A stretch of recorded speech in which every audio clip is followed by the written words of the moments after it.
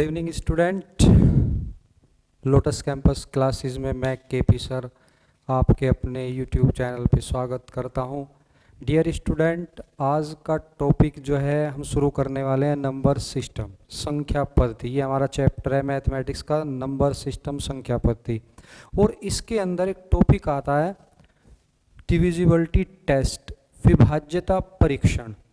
हम इसमें कोई नंबर यदि किसी क्वेश्चन में गिवन है और वो किस नंबर से डिवाइड होगा ये चेक करेंगे आज, तो उसे कहते हैं डिविजिबिलिटी टेस्ट, विभाज्यता परीक्षण। देखिए टॉपिक बहुत आसान है, पर यदि हम इसके हाई लेवल के क्वेश्चन की बात करें तो ये टॉपिक थोड़ा कठिन हो जाता है। तो डियर स्टूडेंट, आज हम इस टॉपिक के थोड़े बेसिक क्वेश्चन, मीडियम लेवल के क्वेश्चन और थोड़े हाई लेवल के क्वेश्चन जो एग्जाम में आपके लिए चुनौती पेश करेंगे, ऐसे क्वेश्चन भी आज हम इस टॉपिक में करने वाले हैं। तो डियर स्टूडेंट, आज बैठे रहिए और इस वीडियो को शुरू से लेके अंत तक देखते रहिए और देखिए फिर हम किस टेक्निक का यूज़ करते हैं। अगर आपको ये तरीका, ये पैटर्न समझ में आ गया जो मैं अभी आपको समझाने वाला हूँ, तो इन क्वेश्चनों को हम चुटकियों में, सेकंडों में कर सकते हैं। ठीक है स्टूडेंट, तो शुरू करते हैं इस टॉपिक। इस टॉपिक को समझने के लिए मैं आपको एक पैटर्न समझा रहा हूँ। अगर ये पैटर्न तुम समझ लेते हो तो इसके जितने भी क्वेश्चन बनते हैं, आज मैं इसमें डिस्कस करूँगा लगभग 15 क्वेश्चन, 15 क्वेश्चन के बारे में हम डिस्कस करने वाले हैं। तो उन क्वेश्चन में कोई दिक्कत नहीं आएगी। बहुत अच्छा टॉपिक है और ध्यान से देखिए। सबसे पहले इसके पैटर्न की बात करते हैं, किस पैटर्न की ये पैटर्न किस तरह बनता है। देखिए सबसे पहले बात करते हैं, एक फार्मूला लेते हैं, A square minus B square, A square minus B square. तो बच्चों देखिए A square minus B square का फार्मूला होता है A minus B A plus B. इसके बाद लेते हैं A cube minus B cube, इसका फार्मूला होता है A minus B A square plus A B plus B square. Clear. Next लेते हैं A to the power 4 minus B to the power 4। इसके जो फैक्टर होंगे, जो फार्मूला बनेगा बच्चों, वो बनेगा A minus B A cube plus A square B plus A B square plus B cube. Clear student. Next लेते हैं इसमें A to the power 5 minus B to the power 5। अब समस्या ये आती है कि इनके फैक्टर बनेंगे कैसे, क्या फार्मूला होगा इनका। तो डियर स्टूडेंट मेरी बात को ध्यान से समझो, आज के बाद ये कोई भी फार्मूले याद करने की ज़रूरत नहीं है, इनको बनाने का एक पैटर्न है, बस केवल उसको समझना है। देखिए A to the power 5 minus B to the power 5 है, फार्मूले में 2 पावर है, 3 है, 4 है, 5 है, कोई भी पावर हो, ए माइनस बी सबसे पहले ब्रैकेट में लिख लेंगे। अब देखिए स्टूडेंट, इसमें 5 5 पावर हैं, एक एक पावर हमने ले ली, तो इसमें ए की पावर 4, ए की पावर 4, ए की पावर कम करते रहेंगे, बी की पावर बढ़ाएंगे, A cube B A square B square A B cube plus B to the power 4। जो पावर ए की पहले है ए टू द पावर 4, वही लास्ट में बी की पावर 4 आ जाएगी, तभी हम रुक जाएंगे। Clear student. अभी और देखिए A to the power 6 minus B to the power 6। तो इसका बच्चों जो फार्मूला बनेगा, जो फैक्टर बनेंगे, A minus B A to the power 5 plus A to the power 4 B. तो ए की पावर कम होती जा रही है और बी की पावर बढ़ाएंगे, यहाँ बी की पावर 0 है, यहाँ बी की पावर 1 प्लस ए की पावर 3 बी की power 2 plus A square B की पावर 3 प्लस ए बी की पावर 4 और लास्ट में बी की पावर 5। Clear student. ऐसे ही last A to the power 7 minus B to the power 7। तो प्यारे बच्चों, इसमें जो फार्मूला बनेगा, जो फैक्टर बनेंगे, ए माइनस बी, तो इसमें कितनी पावर है बच्चों, 7। तो एक पावर हमने बाहर ले ली, A to the power 1 minus B to the power 1। अब यहाँ से शुरुआत होगी ए की पावर 6 से, 7 में से एक एक पावर ली, कितनी पावर बची है? 6। अब a की पावर कम करते रहेंगे और b की पावर बढ़ाएंगे। बच्चों क्लियर है ना बात? a cube b cube a square b की पावर 4 प्लस a b की पावर 5 प्लस b की पावर 6। तो इसके फैक्टर हो गए। डियर स्टूडेंट, कोई प्रॉब्लम? जितने भी फार्मूले बनते हैं उनमें एक बात कॉमन है, पावर इवन हो या ओड, सबके फैक्टर होंगे और इनके फैक्टर में a माइनस बी हमेशा ब्रैकेट के बाहर चलेगा।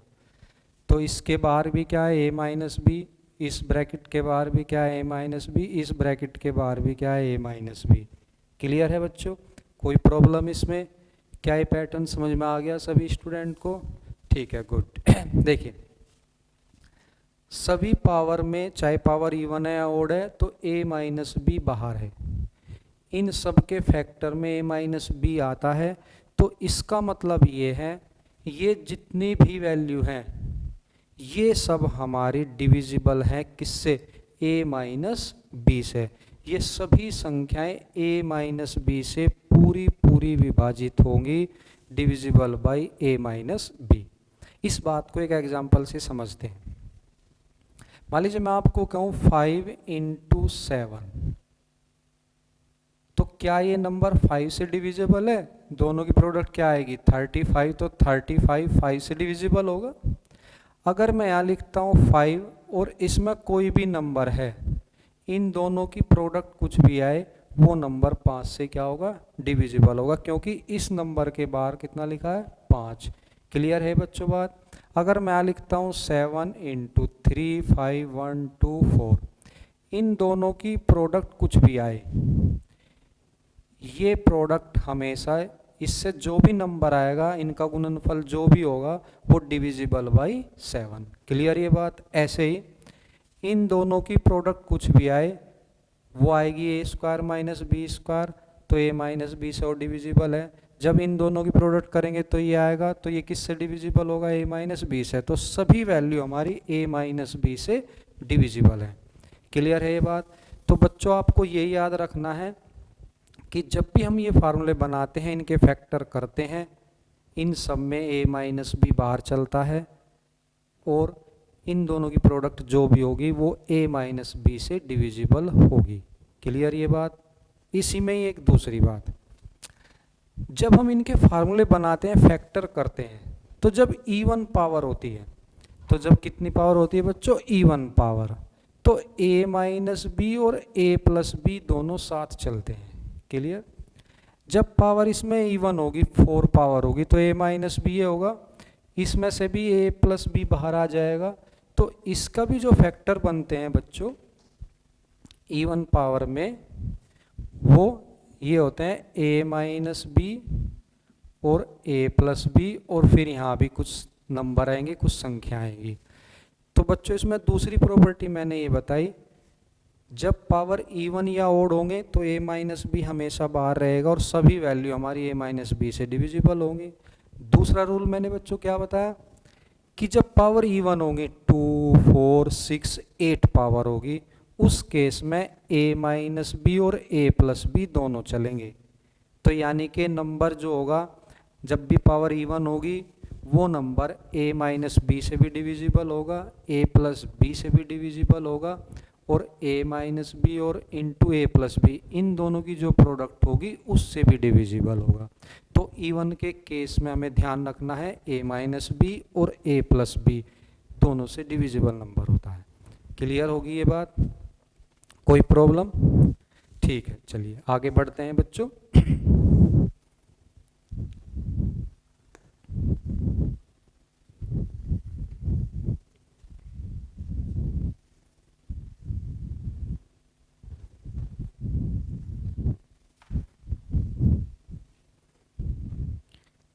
देखिए बच्चों, अब इसी तरह इसमें एक दूसरा पैटर्न है।